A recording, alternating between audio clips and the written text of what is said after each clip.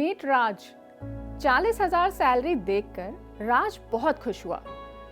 Khandala song के आमिर खान जैसे उसने सोचा, घूमूंगा फिरूंगा नाचूंगा गाऊंगा ऐश करूंगा और क्या हुआ। महीने के एंड में राज ने अकाउंट चेक किया और देखा सिर्फ 2,000 रुपए बचे हैं। राज समझ नहीं पा रहा था, मैंने तो कोई बड़े खर्चे भी नहीं करे, फिर ये पैसे गए कहाँ। अगर आप भी राज की तरह पूछते हैं मेरे पैसे कहाँ गए, तो कीप वॉचिंग, क्योंकि इस वीडियो में मैं आपको बताऊंगी एक हैबिट जो आपको फाइनेंशियली सिक्योर बनाएगी, और वो है बजटिंग।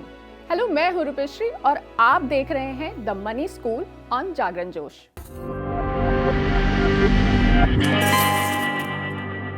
पिछले एपिसोड में हमने आपसे पूछा था कि भारतीय मुद्रा का रुपी सिंबल कब आया था। जवाब है 15 जुलाई 2010। इसको एक आईआईटी बॉम्बे के एक स्टूडेंट डी उदया कुमार ने डिजाइन किया था।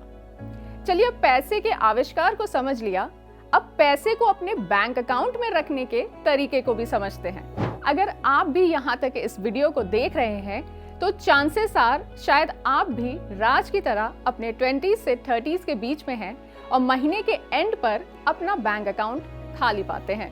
पर बजटिंग आपकी ये प्रॉब्लम सॉल्व कर सकती है।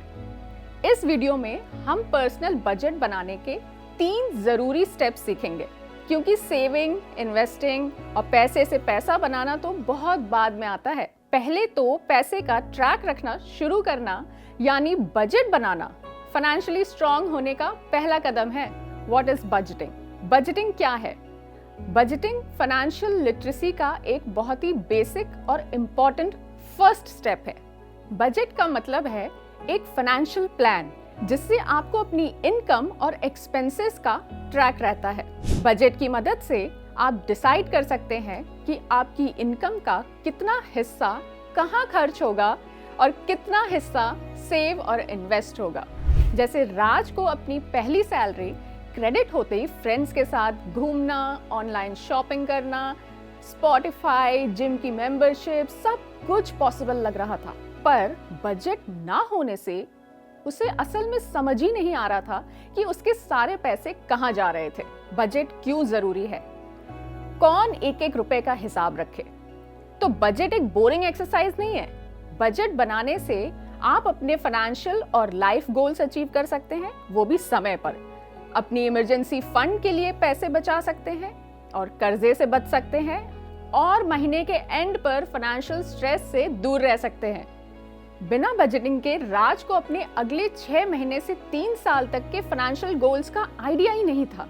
नौकरी चले जाने पर उसके पास इमरजेंसी फंड्स के नाम पर 0 था और वो क्रेडिट कार्ड्स के डेब्ट में, कर्जे में डूबता चला जा रहा था। सो अब राज ने क्या डिसाइड किया कि वो अपने पैसे को बेटर मैनेज करेगा, और उसने अपने महीने के बजट बनाने के लिए ये 3 सिंपल स्टेप्स फॉलो करे।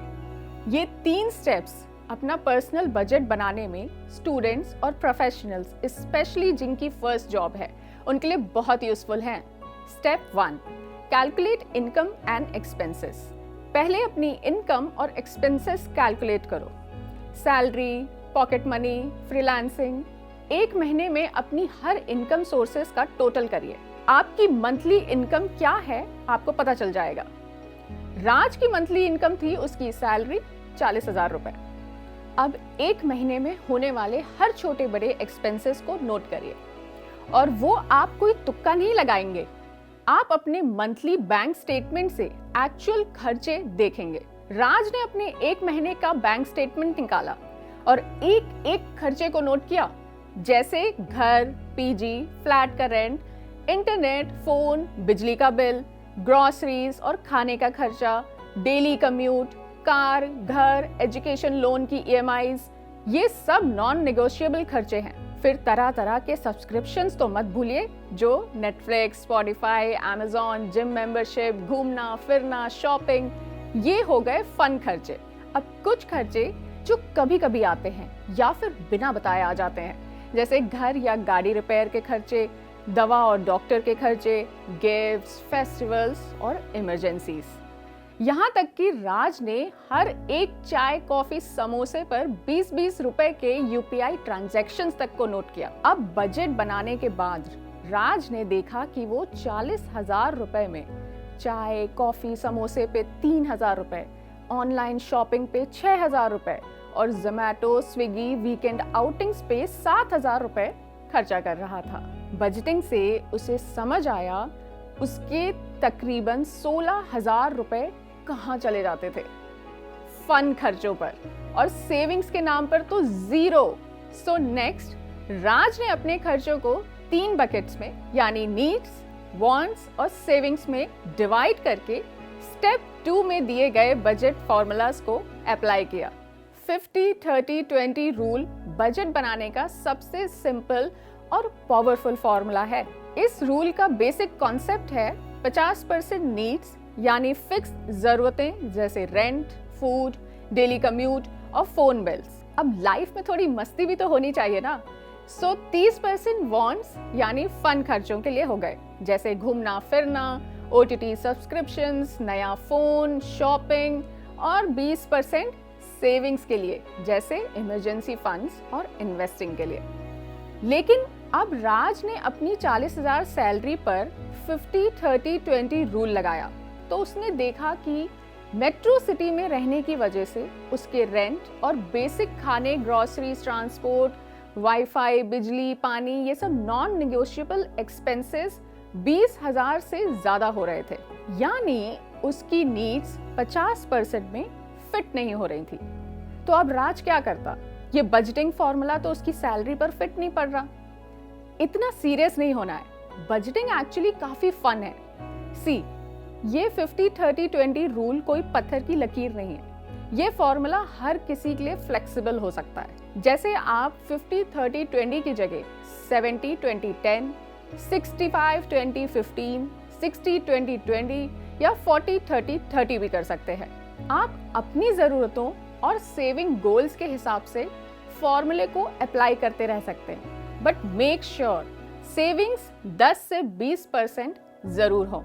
राज ने अपने लिए 60-20-20 बजट सेलेक्ट किया। अपनी 40,000 की सैलरी में उसने अपनी नीड्स की तरफ 60% यानी 24,000 रुपए, जिसमें rent, grocery, phone, wifi, recharge, daily commute, car या होम लोन की EMI और बेसिक जरूरतें कवर करी।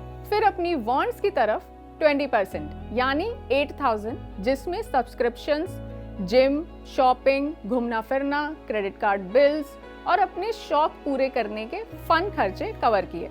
और अब राज सेविंग्स के लिए 20% यानी 8,000 सीधे सीधे बचा पाता था। लेकिन बजट बना लेना काफी नहीं है। राज को पता था कि अगर सेविंग्स वाले पैसे उसके मेन अकाउंट में रहे तो वो खर्च हो ही जाएंगे। इसीलिए नेक्स्ट स्टेप हर महीने सबसे पहला और सबसे जरूरी स्टेप है, और वो क्या है? सैलरी आते ही सेविंग्स का 20% दूसरे बैंक अकाउंट में ट्रांसफर करना। राज ने एक दूसरा बैंक अकाउंट खोला जो सिर्फ सेविंग्स और इन्वेस्टमेंट्स के लिए था। जैसे ही सैलरी आती वो सेविंग्स के 8,000 इमीडिएटली दूसरे अकाउंट में ट्रांसफर कर देता। अब इन 3 स्टेप्स को फॉलो करके राज ने तो खुद को फाइनेंशियली सिक्योर करना शुरू कर लिया है। अगर आप भी ये स्टेप्स फॉलो करेंगे तो महीने के एंड पर पैसे कहाँ गए वाला सवाल नहीं, बल्कि अपना इमरजेंसी फंड कैसे बनाऊं, पैसे कहाँ इन्वेस्ट करूं जैसे सवाल करेंगे, और इनके जवाब मैं आपको अगले एपिसोड्स में दूंगी।